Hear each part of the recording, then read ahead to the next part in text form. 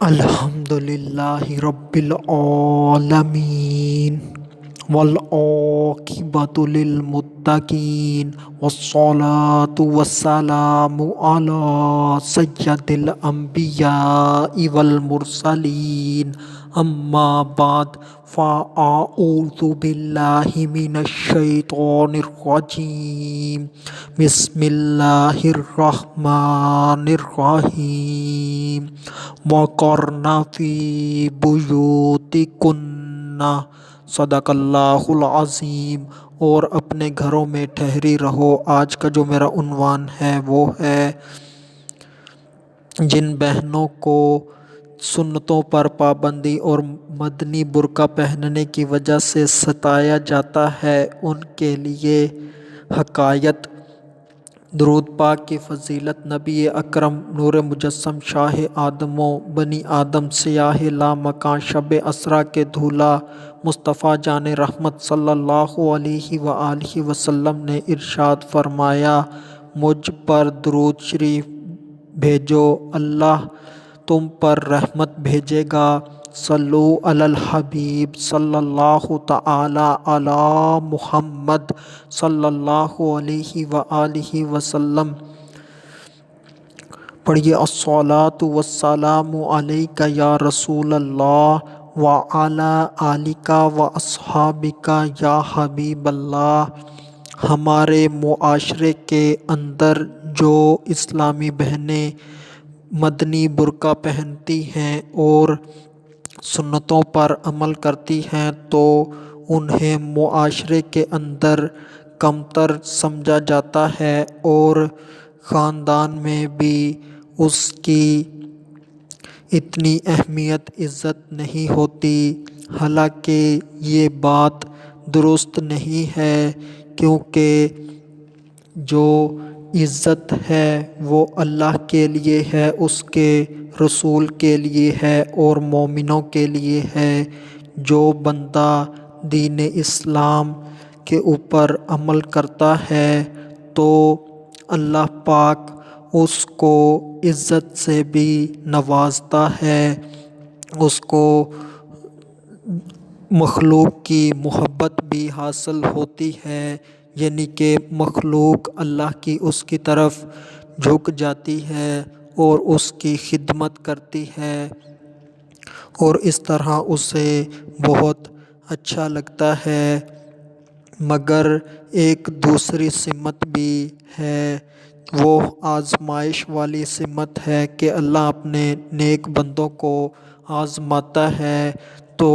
جو اسلامی بہن مدنی برقع پہنتی ہے، سنتوں پر عمل کرتی ہے تو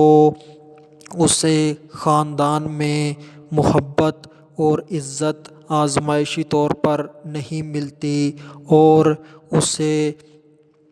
معاشرے کے اندر ایک کمتر نچلے درجے کی سمجھا جاتا ہے۔ تو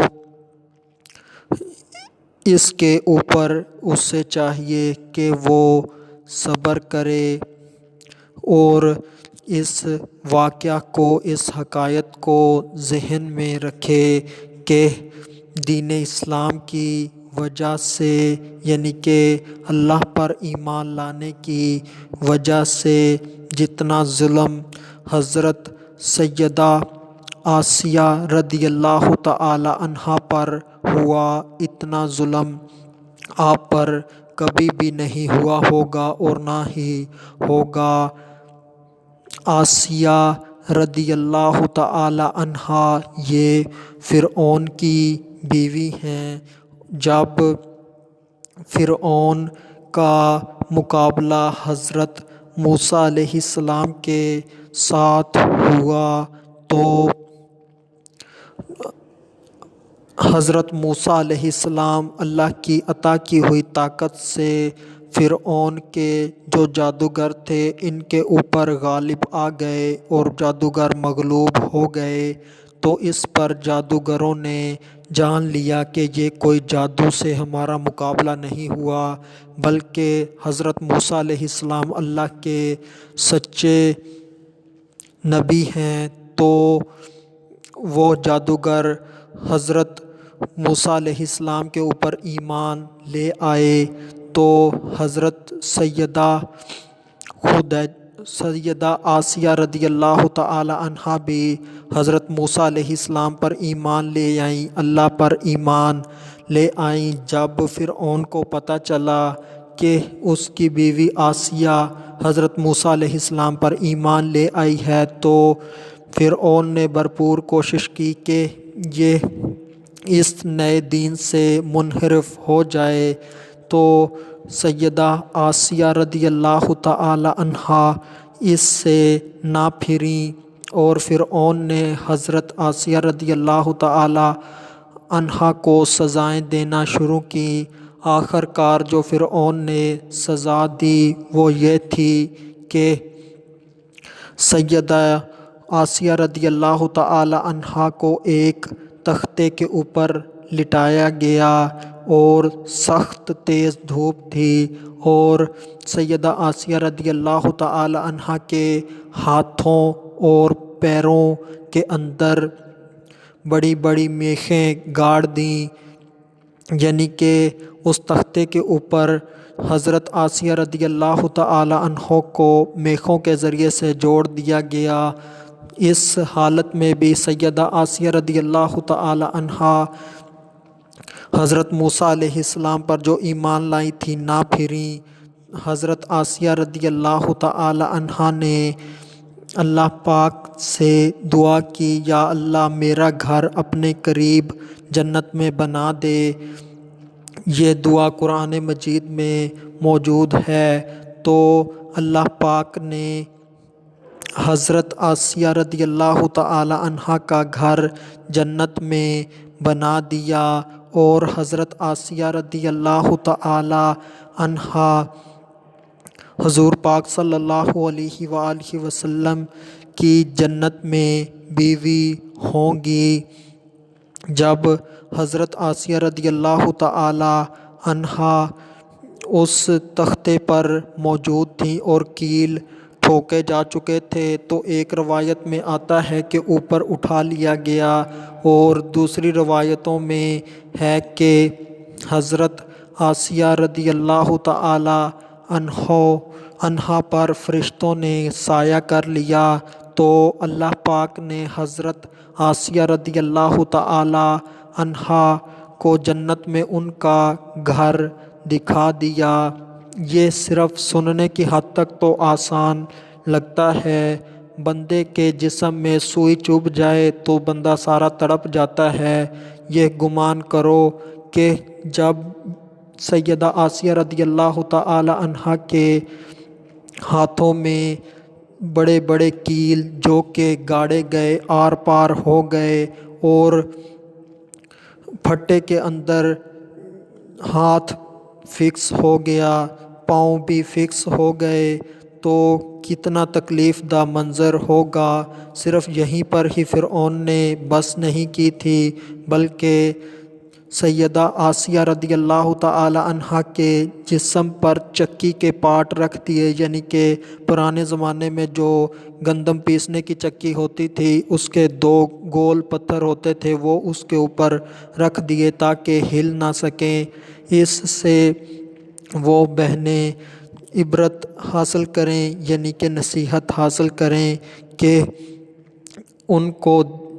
اللہ کے اوپر ایمان لانے کے لیے کس قدر تکلیف کا سامنا کرنا پڑا، اور آج دین اسلام کی وجہ سے تمہیں پردہ کرنے کا کہا جا رہا ہے، اور وہ بھی تمہارے حق میں بہتر ہے، فائدہ مند ہے، اور اگر تم بے پردہ رہو گی تو یہ تمہارا دنیا میں بھی سخت نقصان ہے، اور قبر و حشر میں تو نقصان ہوگا ہی ہوگا اور سزا ملے گی اگر اللہ پاک نے رحم نہ کیا تو یہ دنیا میں آنے والی چند مشکلات چاہے وہ اپنی ہی طرف سے ہوں، جیسے کہ یہ کہنا کہ مجھے سخت گرمی لگتی ہے اس وجہ سے پردہ نہیں کرتی، میرا دم گھٹتا ہے اس وجہ سے پردہ نہیں کرتی، یا پھر یہ کہ لوگ ستاتے ہیں، یعنی کہ تنگ کرتے ہیں کہ تم بڑھیا لگتی ہو، تم دادی اماں لگتی ہو، تم مولانی لگتی ہو، تم کو اچھے لوگوں کے رشتے نہیں آئیں گے، ان سب باتوں کے اوپر صبر کرنا چاہیے۔ تو اللہ کے اوپر کامل بھروسہ کرنا چاہیے۔ جس اللہ نے پیدا کیا ہے وہی اللہ آپ کو، جو آپ کے نصیب میں جو جوڑا لکھا ہے وہ مل کر ہی رہے گا۔ دنیا تو باتیں کرتی ہے اور کرتی رہے گی، کامیاب وہی ہے جو دنیا کی نہ سنے اور دین اسلام کے اوپر عمل کرتا چلا جائے اور دائیں بائیں نظریں پھیر کر نہ دیکھے۔ اگر وہ دائیں بائیں دنیا کی طرف نظریں پھیر کر دیکھے گا تو وہ گمراہ ہو جائے گا۔ تو دین اسلام کے اوپر عمل کیا جائے اور تکالیف کو برداشت کیا جائے۔ آخر میں اللہ تبارک و تعالی سے دعا ہے کہ اللہ تبارک و تعالی ہمیں شرم و حیا والا بنائے۔ وما علینا الا البلاغ المبین۔